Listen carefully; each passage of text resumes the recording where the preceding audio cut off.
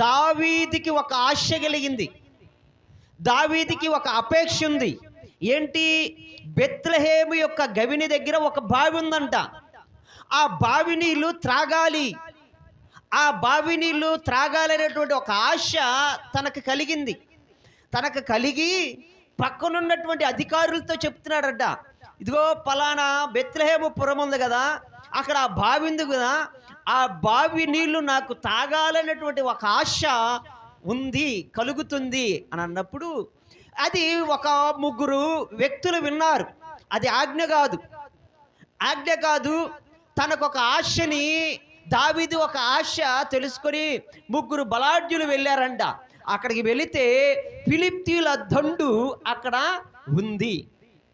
దావీదేమో సౌలు చేతిలోంచి ప్రాణభయం నుంచి పారిపోతున్నాడు.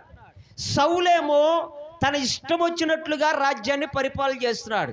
బెత్లెహేము అంటే అది దావీదు యొక్క పురం. ఫిలిష్తీయులు దేవుని యొక్క శత్రువులు, దేవుని పిల్లల శత్రువులు. ఒక ఆలోచన మనం చేస్తే, దావీదు పురములో, దావీదు ఇంటి దగ్గర శత్రువులు ఉండొచ్చా? గొప్ప దావీదు యొక్క ఊరిలో ఆ యొక్క గవిని దగ్గరంట శత్రువులు ఉన్నారంట. అంత మాత్రమే కాదు, ఆ శత్రువులు యొక్క సైన్య సమూహము ఆ యొక్క దేవుని పిల్లల దగ్గర వచ్చింది. ఇది అంత ఆశ్చర్యమైనటువంటి సంగతి. ఎందుకు? శత్రువు దేవుని యొక్క బిడ్డల దగ్గర, వారి గృహాల్లో, వారి గవినల దగ్గర కూర్చుంటున్నాడు. శత్రువులు ఎందుకని దేవుని యొక్క పిల్లల యొక్క సమాజంలో, వారి గృహాల్లో ఉంటున్నాడు అనంటే, ఆ రోజు దేవుని పిల్లలు దేవుని సన్నిధిలో చాలా బలహీనులుగా ఉన్నారంట. చాలా బలహీనులుగా దేవుని పిల్లలు ఉన్నారు. శత్రువేమో చాలా బలముగా ఉన్నారు. శత్రువు చాలా బలము కలిగినటువంటి వ్యక్తి. దేవుని పిల్లలు చూస్తేనేమో బలహీనులు. ఈ బలహీనులైపోయేసరికి శత్రువు వచ్చేసి ఎక్కడ కూర్చున్నాడంటే దావీదు పురం దగ్గర కూర్చున్నాడు. దావీదు పురంలో, దావీదుని యొక్క ఊరిలో దేవుని పిల్లలు ఉండేటువంటి ఆ గృహం దగ్గర కూర్చున్నాడు. అక్కడ ఉండిపోయారు. ఇప్పుడు ఒక ఆశ కలుగుతుంది దావీదుకి. అనేక సార్లు ఆ బావి నీళ్ళు తాగాడు, అనేక సందర్భంలో అక్కడ ఆయన బ్రతికాడు, ఆయన విల్లు అదే కాబట్టి అక్కడే ఆ బెత్లెహేములో ఉన్నటువంటి ఆ యొక్క బావి నీళ్ళు తాగాలనేటువంటి ఆశ వచ్చిందంట. పరిస్థితి చేస్తేమో లేదు, శత్రువులు ఉన్నారు అక్కడ. ఇప్పుడు ఆ ఆశ ఎవరు తీర్చాలి? నాకు తాగాలనిపిస్తుంది అనేటువంటి ఆశ ముగ్గురు వ్యక్తులు విని వెళ్ళారంట దాన్ని తీసుకొస్తాయి. వెళ్ళి అక్కడ ఉన్నటువంటి ఫిలిష్తీయుల సైన్యాన్నంతటిని కూడా ఓడించి, పోరాడి, గెలిచి ఆ నీళ్లు చేదుకొని తీసుకుని వచ్చాడు. ఈరోజు కూడా జ్ఞాపకం చేసుకోవాలా, శత్రువుని చూసి భయపడకూడదు. అపవాదిని చూసి, అపవాది తంత్రాలను చూసి మనిషి బలహీనుడైపోయి బలహీనత సత్వంలో ఉంటున్నాడు. దాన్ని పోరాడాలి వాడితో అనేటువంటి ఆ యొక్క ఆసక్తి లేదంటే ఆ ధైర్యం లేదు జనాలకి.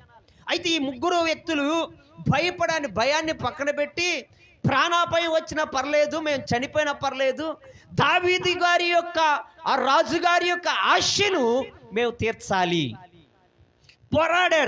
పోరాడి విజయాన్ని సాధించి తీసుకొని వెళ్ళాడంట.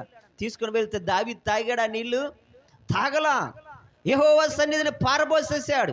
ప్రాణాలకు తెగించి తీసుకొచ్చిన ఇవి నీళ్లు కాదు, నీళ్ళే కానీ ఇవి నీళ్లు కాదు, పాత తర్జుమాలో ఉంటుంది, ఇది వారి రక్తం అని అన్నాడు. వారి రక్తముతో సమానం, వారి రక్తాన్ని నేను త్రాగగలనా అని యెహోవా సన్నిధిలోనంట పారబోసేశాడు. జ్ఞాపం చేసుకోవాలి ఇక్కడ మనం ఒక అద్భుతమైనటువంటి సత్యాన్ని. ఏంటి అనంటే, దావీదు యొక్క ఆశ దేవుని సన్నిధిలో పారబోసాడు. దావీదు యొక్క ఆశని, కోరికను దేవుని కోసం ఇచ్చేశాడు, అది పారబోసేశాడు. ఈరోజు కూడా జ్ఞాపం చేసుకోవాలి, మనం మన ఆశలను దేవుని కోసం వదిలేసుకుంటున్నామా? మన ఆశలు పానీయార్పణముగా దేవుని సన్నిధిలో పోసేస్తున్నామా, కుమ్మరిస్తున్నామా అనేటువంటిది జ్ఞాపం చేసుకోవాలి.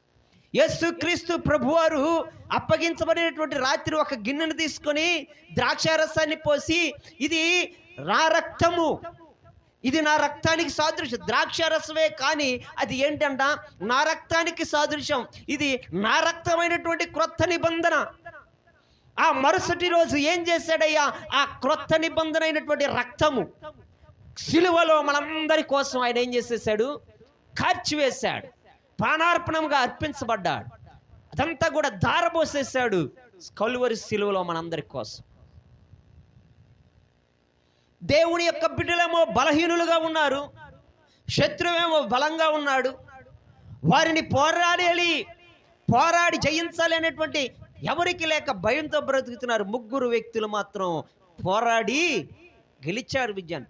నీవు పోరాడితే, శత్రువుతో నీవు పోరాడగలిగితే అద్భుతమైనటువంటి విజయాన్ని యేసుక్రీస్తు ప్రభువారు మనకి అనుగ్రహిస్తాడు. అయితే నీవు విజయాన్ని సాధించాలి అంటే నీ ఆశని దేవుని సన్నిధిలో పారబోయాలి. నీ ఆశ ఏంటి, నీ అపేక్ష ఏంటి, నీకు ఇష్టమైనది దేవుని సన్నిధిలో పారబోసారు. ముగ్గురు బలాఢ్యులు తమ ఆశను వదిలేసుకున్నారు. దేవుని యొక్క, దావీదు యొక్క ఆశను తీర్చడానికి మేము చచ్చినా పర్వాలేదు, నా రాజు ఒకటి కోరుకున్నాడు, అది తీర్చాలి అంటే దావీదు మీద ఉన్నటువంటి ప్రేమ, దావీదు మీద ఉన్నటువంటి ప్రేమ వారిని శత్రు భయం లేకుండా చేసింది, ప్రాణాలకు తెగించి పోరాడేటువంటి యోధులుగా మార్చింది. ఈరోజు యేసుక్రీస్తు ప్రభు వారి మీద ప్రేమ నీకుంటే, నీవు ఎంత శత్రు బాణాలు వేసినా వాడి యొక్క సన్నిధిలో దేవుని యొక్క శక్తి ద్వారా నువ్వేం చేస్తావంటే దాన్ని ఎదిరించి పోరాడేటువంటి కృప ఉంటుంది. దేవుని మీద ప్రేమ లేకపోతే మనం పోరాడలేం, విజయాన్ని సాధించలేం. దావీదు తమ ఆశను ప్రాణార్పణముగా దేవుని సన్నిధిలో పోసేశాడు. మన జీవితంలో కూడా మనం విజయాన్ని సాధించాలి అని అంటే, పోరాడాలి అంటే శత్రువుతో, మనకు దేవుని మీద ప్రేమ ఉండాలి. దేవుణ్ణి నీవు ప్రేమించగలిగితే నిజంగా ఆయన సన్నిధిలో నీకు ఇష్టమైనవి కూడా ఆయన సన్నిధిలో దారబోసేస్తావు. దేన్ని కూడా నీవు ఆశించి దేవునికి దూరం అవ్వవు. అందుకని నీకు ఇష్టమైనటువంటిది దేవుని సన్నిధిలో వదిలేసుకోవాలి. రెండవదిగా మనం జ్ఞాపం